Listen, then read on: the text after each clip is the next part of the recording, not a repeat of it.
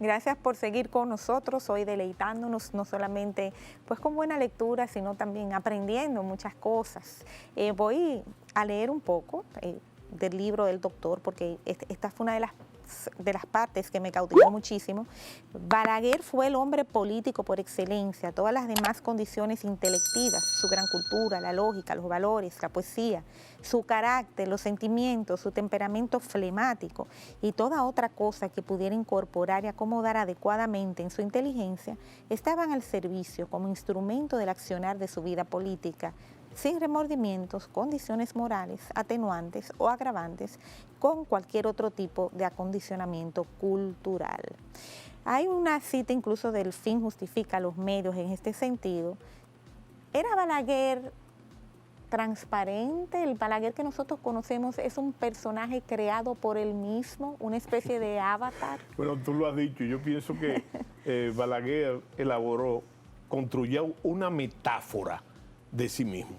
En otras palabras, Balaguer creó su leyenda, su propia leyenda, y actuaba un personaje también creado por él, al que era casi siempre fiel, porque debo agregarte además que el doctor Balaguer nunca dijo de más ni de menos, siempre decía lo preciso, aunque fuera mentira.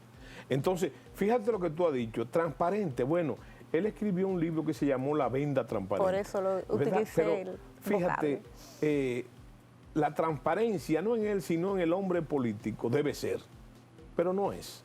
Entonces, pues eso de que el fin justifica los medios, en ese rol, lo principal, ya yo lo he dicho, es su conducta política. Y mira, y yo creo que sobre eso hay que discutir poco. Vamos a ver. Hay que discutir muy poco, porque es que estamos hablando de un personaje que fue 6 veces presidente de la República. ¿Verdad? ¿Eso fue circunstancial, entiendes? No, yo no creo que fue circunstancial. No, yo creo que él logró manejar. No, porque ese es otro detalle que hay que subrayar. Balaguer es el hombre de las transiciones también. Y la gente no menciona eso. Agarra una dictadura, Balaguer maneja la transición de la dictadura de Trujillo, ¿verdad?, a nuestra incipiente democracia. Balaguer también maneja la transición de la guerra civil, ¿verdad?, a también a la incipiente democracia, a la debatida democracia. Balaguer maneja también la transición de la Guerra Fría. Sí. De la Guerra Fría. Bueno, si tú te llevas a lo exactamente cronológico, no, porque el término de la Guerra Fría le tocó precisamente a los gobiernos del PRD manejarlos, pero eso es circunstancialmente. Ahora yo me baso en lo siguiente, Balaguer, el último expediente militar de la Guerra Fría que nos tocó a nosotros, el expediente militar, fue la expedición de Caracoles del coronel Francisco Camaño Deño. Ese fue el primer evento. Y políticamente para nosotros, la Guerra Fría precisamente termina en él, cuando el cambio político en la transición de 1978 y el gobierno de don Antonio Guzmán Fernández, que ahí también el destino, a la manera de Balaguer, juega algo interesante, porque don Antonio Guzmán, siendo muy joven, perteneció al movimiento cívico del 23 de febrero, que sirvió, yo digo que fue una pantomima heroica, que le sirvió de acicate a Trujillo para llegar al poder. Y entre ese movimiento estaba don Antonio, o, como diría Balaguer, o de las ironías de la vida, que fue ese jovencito que perteneció bajo su mando al movimiento del 23 de febrero, que nació en Santiago, relevarlo. Había el poder quizás político entendido en Balaguer. el 78. No, yo no creo que eso no lo eligió Balaguer. Sí. Eso lo eligió esas causalidades y casualidades que muchos les llaman providencia.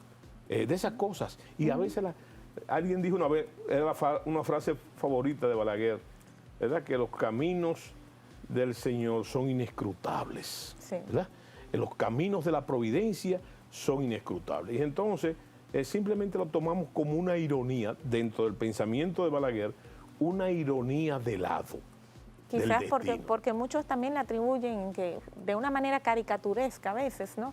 De que es ¿cómo se diría? Un pichón del príncipe de Maquiavelo, que era maquiavélico. Sí, que esto, pero... no, tú hablas de caracoles, por ejemplo. Yo sé que, mira, hasta eso se ve hasta vamos a utilizar una moto dominicana como a ti te gusta, en los paquitos.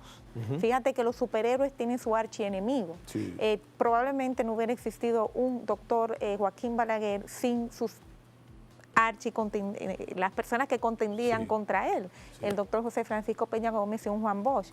Pero también tenemos, por ejemplo, en ese tiempo, pues los izquierdistas extremos.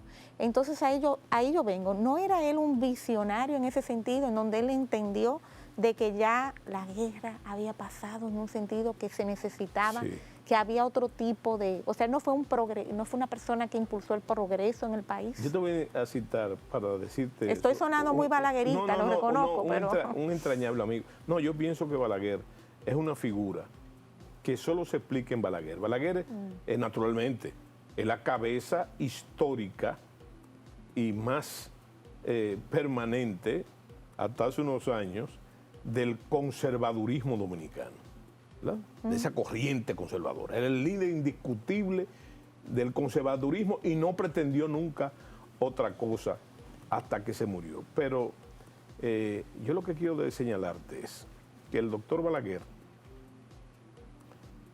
es un personaje que está más allá de la izquierda y de la derecha. Él mismo lo dijo. Yo creo que lo cardinal en Balaguer es Balaguer. Es Balaguer y a eso sirve. No tiene amores ni odios que no sean los circunstanciales. Como decía Lord Halifax, uno de los padres de la diplomacia inglesa, que Inglaterra no tenía ni amigos ni enemigos permanentes, sino intereses permanentes. Y esos intereses en Balaguer son los de Balaguer. Y en ese aspecto te voy a señalar, para no especular, debo decirte que los primeros que sacaron a Balaguer del poder, lo derrocaron y lo sacaron al exilio fue la extrema derecha. Fueron la extrema derecha. Y después tú mencionaste algo importantísimo, que es la ley de los contrarios, ¿verdad? Balaguer no se explica sin esos tres personajes políticos que tú mencionas. Sin embargo, sería injustificado. Y además, yo diría que algo arbitrario no reconocer que la izquierda revolucionaria dominicana fue que lo adversó en esos 12 años, en gran parte de los 12 años, de manera radical. Pero como dice mi gran amigo Rafael Chalhú Mejía, un hombre muy coherente, yo le digo en tono de broma, nunca ha bajado el fusil de sus ideas y de sus convicciones, nunca. Un hombre que fue encarcelado por el doctor Balaguer, que duró 6 años o más encarcelado por el doctor Balaguer, fue guerrillero en las manaclas, no en las manaclas, sino cuando las manaclas. Él dice que ese gesto que hay que tomar muy en cuenta también, en las dos conferencias del MPD, ¿verdad? Primero en la Guido Gil y después en la otra conferencia cuyo nombre ahora no la recuerdo bien, que hay que recordarla. Resulta que le declararon la guerra armada al doctor Balaguer, en un afán de continuar una guerra que se había perdido, que fue la guerra de abril, ¿verdad? De continuarla, ¿verdad? Y tú lo dices, la gente ya, después de la guerra de abril, estaba cansada del trauma mismo de la guerra, pero la izquierda persistió en seguir la guerra, desde la clandestinidad. ¿Le dio una excusa entonces al doctor Balaguer? No solamente le dio una excusa. Era como el cuco, ¿no? Quería citar a Chalhú, que Chalhú dice que moralmente, la izquierda tuvo razón, pero que políticamente no. Porque lo que políticamente era adecuado, y lo demuestran los acontecimientos, y fue lo que hizo después el doctor Peña Gómez, eso es obra de Peña Gómez, fue hacer un repliegue estratégico buscando mejores condiciones de empeño por la vía electoral y llegar al poder, ¿verdad? Eso fue lo que debió ser. Inclusive, por eso, ese gran acontecimiento que fue la inmolación, hay que llamarla así, del coronel Camaño en la guerrilla no fue más que eso, que un gesto de inmolación. ¿Verdad? ¿Para qué? Para servir al ejemplo. Un ejemplo que no otros por sus convicciones, no pudieron tampoco recoger. Y entonces uno no puede analizar lo que no ha pasado. Uno no puede analizar lo que no pasó. Claro. Si el coronel Camaño, digo yo,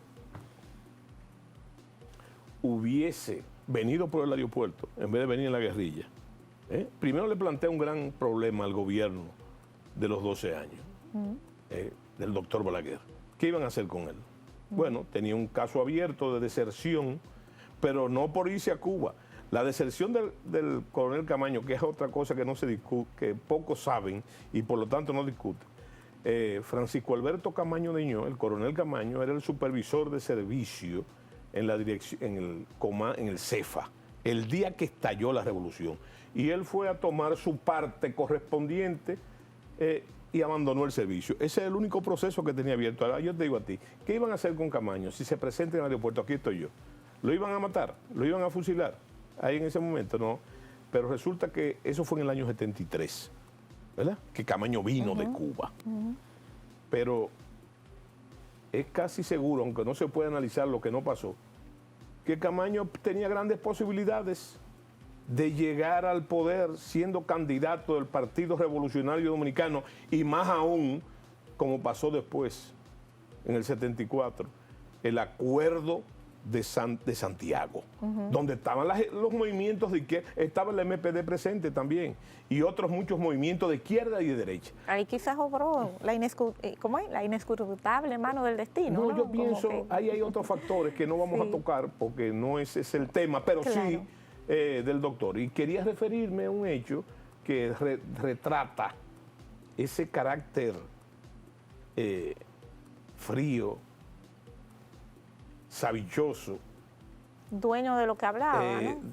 Que cuando pasa la declaratoria de guerra popular, de golpe de Estado revolucionario, que la dan precisamente el papá de Guido Gómez y Maximiliano Gómez, lo da Otto Morales también, una de las víctimas de esa lucha. Bueno, y un famoso periodista de aquí, creo que estaba hoy embajador en España. Okay. Una cosa pública, la guerra, la declaratoria de guerra. Entonces, es natural, van los periodistas donde el doctor Balaguer a decirle que qué opina él de esa declaratoria de guerra popular. Y Balaguer dice, mire, ¿guerra qué? La guerra popular. Y dice, mire, la guerra nunca es popular. Lo único que es popular es la paz. Bueno, ¿con qué está jugando el doctor Balaguer? Tú preguntabas, ¿era sincero? ¿No era sincero? No, no, no. Él está jugando con las circunstancias. ¿Qué circunstancias? Una nación que está agotada por la guerra civil, una intervención militar extranjera. Él decodificó el sentido de la época, claro, ¿no? Claro.